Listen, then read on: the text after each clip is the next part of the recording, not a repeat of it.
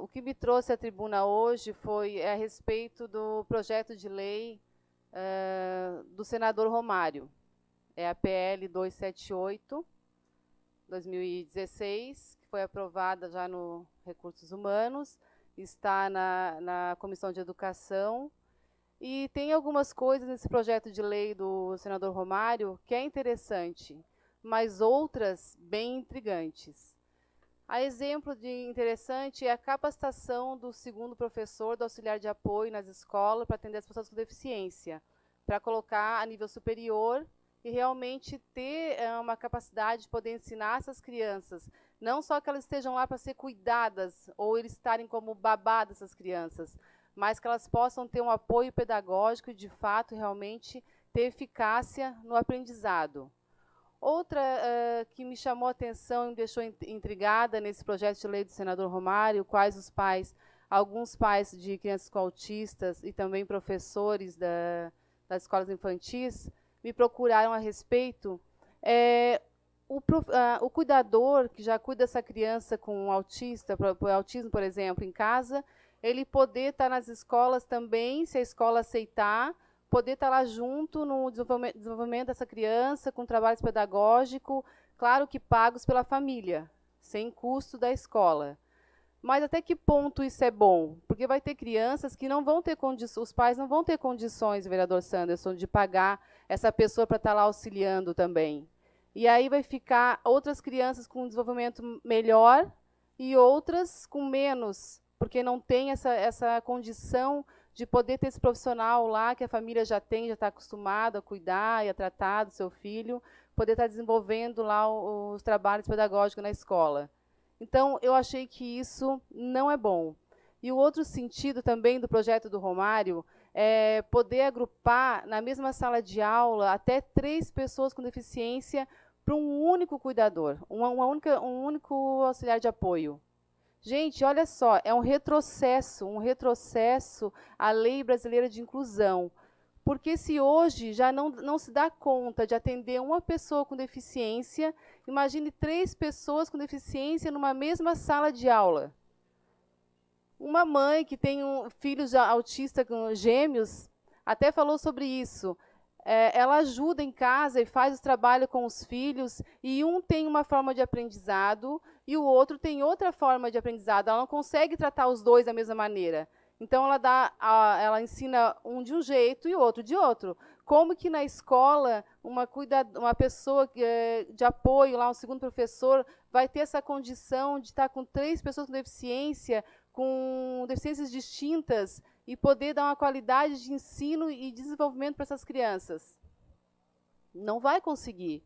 Não vai conseguir. Se a própria mãe que tem os gêmeos com autismo não consegue, imagina a pessoa que está lá e não tem a capacidade ainda profissional de estar lá. Porque hoje o que exige de um profissional, de segundo professor, estar lá, de um auxiliar, é 40 horas aulas, né, no sentido de estar lidando com as pessoas com deficiência e atuando nessa área.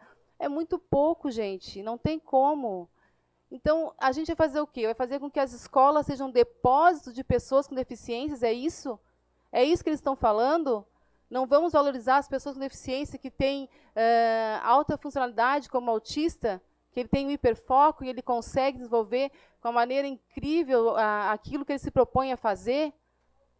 Por exemplo, tem o caso de uma mãe que tem um filho com autista que me procurou, que o filho dela ele é muito bom em informática né, e fez universidade relacionada a isso, e ele está num trabalho que simplesmente não é a função que ele sabe fazer, só porque tem uma vaga para pessoa com deficiência. E quando as 2 pessoas do trabalho saíram de férias e a outra de licença, ele cobriu a vaga dessas 2 pessoas e fez a função dele ainda. E aí, quando elas retornaram para o trabalho, ele voltou para o postinho dele de trabalho, vereador Caê. Ele voltou para lá, porque não foi tratado com respeito, sabe? Do que ele realmente sabe fazer, valorizar a capacidade do autista, ou seja, qualquer outra pessoa com deficiência. Simplesmente, eles olham como pessoas que não têm capacidade, é deficiente, ponto. E aí não tem um acompanhamento nesse sentido de como essa pessoa pode estar num lugar que ela realmente consegue fazer aquele trabalho e quanta evolução ela vai ter psicologicamente, e para ela também a evolução dela como a evolução e o desenvolvimento dela também na capacidade dela, porque ela estando na função que ela sabe fazer, ela vai estar feliz. Esse filho dessa colega minha que ela falou sobre esse assunto, ela disse que ele se sente frustrado. Ele chega em casa e diz: mãe, eles não valorizam o meu trabalho, eu sei fazer tantas coisas e eu não consigo mostrar lá o que eu sei fazer.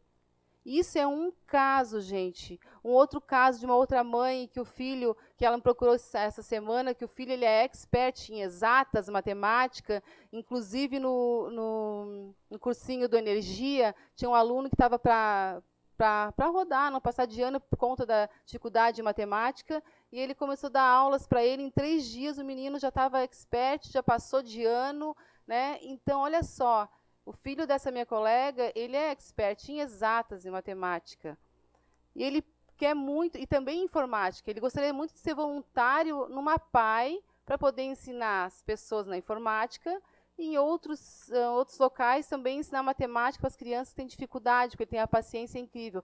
Ele apenas quer ser voluntário, gente. Olha o que eu estou falando, ele não está pedindo remuneração.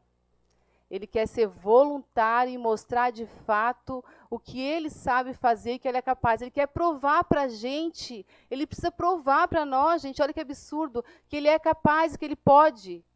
Até quando isso?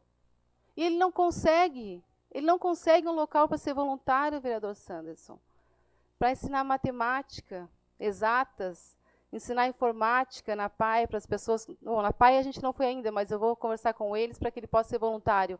Gente, olha a dificuldade que as pessoas enfrentam. Aí você fala de ter um segundo professor para 3 pessoas com deficiência, quando que elas vão se desenvolver e quando que, de fato, elas vão ser respeitadas.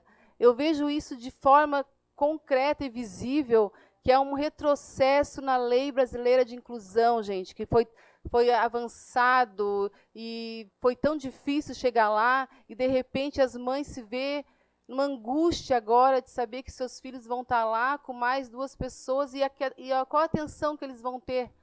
Como é que eles vão desenvolver? É uma preocupação muito grande. Pensando nisso, eu fiz a moção de apelo em relação a essa PL. Gostaria da assinatura de vocês, vereadores, de todos os meus pares aqui, para que a gente junto possamos levantar um clamor em relação a isso. Porque, com certeza, nesse sentido, o senador não usou aquela frase adotada para as pessoas com deficiência: nada sobre nós sem nós.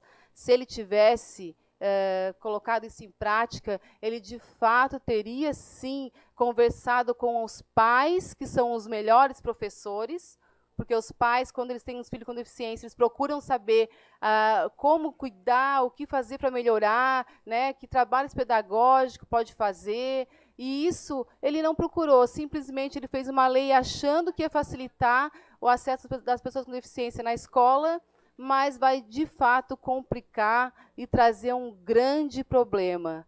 Então, fiz, sim, essa moção de apelo. Quero, sim, levantar um clamor junto não só com os pais, mas com os professores que me procuraram em relação a isso, que estão preocupados com as crianças que estão cuidando. Imagino que aqui no nosso município tem crianças que têm deficiências comprometidas. E aí aquela professora, aquela segunda professora, tem que dar atenção total para aquela criança. Muitas vezes até dar comida na boca. Como é que ela vai ter mais 2 crianças com deficiência nessa sala de aula, gente? É inadmissível isso. Então, eu peço a colaboração de todos para a gente possa, sim, levantar um clamor em relação a isso e ver se o nosso senador repense sobre esse projeto e possa mudar algumas coisas.